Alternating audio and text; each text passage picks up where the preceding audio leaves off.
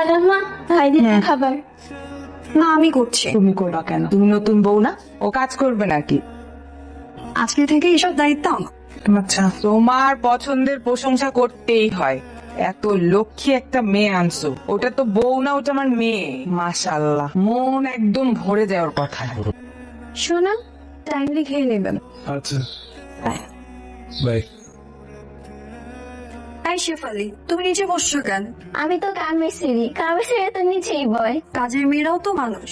আজকের পর থেকে টিভি দেখার সময় সোফায় বসে দেখবা, যখন খেতে বসবা আমাদের সাথে ডাইনিং টেবিলের চেয়ারে বসে খাবা। তাহলে ভাবি ঘুমাবো কই? খাটে ঘুমাবা। উঠো, উঠে বসো। খালাম্মা মা কিছুই বলবে না, বসো। সত্যি একটা লক্ষ্মী মেয়ে আছে। কত সুন্দর একটা কথা বলছে না, আমরা একটা অন্যায় কাজ করতাম, ও তো বাচ্চা মানুষ, নিচে বসাতাম। আমরা তো মানুষ, মানুষের মর্যাদাটা আমরা ঠিক মতো কখনোই দিই নাই। খুব অন্যায় কাজ করছি। যাক, মেয়েটা এসে আমাদের চোখটা খুলে দিচ্ছে। বাবা আমি বুঝতে গেলাম। কোথায় যাচ্ছ বৌমা? বাবা ওর লাঞ্চ বক্স দেখে যাচ্ছিলাম। রাফসান তো চলে গেল। ও লাঞ্চ বক্স না নিয়ে চলে গেল। হ্যাঁ, দুপুরে কি খাবে? তুমি? আপনার লাঞ্চ বক্সটা রেখে আসছেন। রাফসান ভাই, ভাবি, হ্যাঁ ভাবি সালাম আলাইকুম। ওয়ালাইকুম সালাম। ভাবি তো মাশাআল্লাহ অনেক সুন্দর। থ্যাংক ইউ ভাইয়া। তুমি এসো।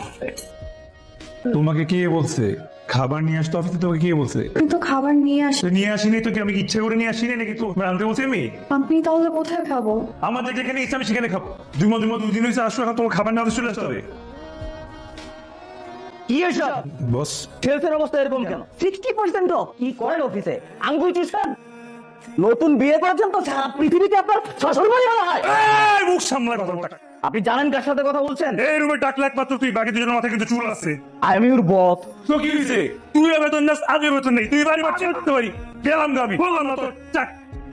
কি রে, তুই অফিস যাবে না? না আজকে যাবে না। না গেলে কি হয়?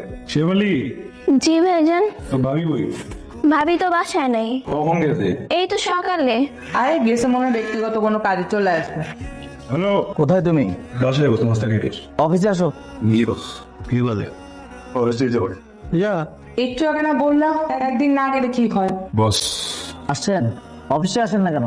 বস আপনি তো বলছিলেন ফায়ার্ড। সেটা তো আমি রাগ করে বলছি, আপনার একটা দায়িত্ব বোধ আছে না? আমার তো ভুল হয়েছে, এতটা রাগ করা উচিত হয় নাই। আসলে হয়েছে কি, সেলস এর দায়িত্ব তো আপনার না। সেদিন আমারও মাথা ঠিক ছিল না, আপনার গিয়ে আমি ঝাড়ছি। আপনার যেহেতু আমি ঝাড়ছি, আপনি তো আমার ঝাড়বেন, এটি স্বাভাবিক তাই না? আপনার বউ কিন্তু অনেক সুন্দরী, খুব ভালো মেয়ে।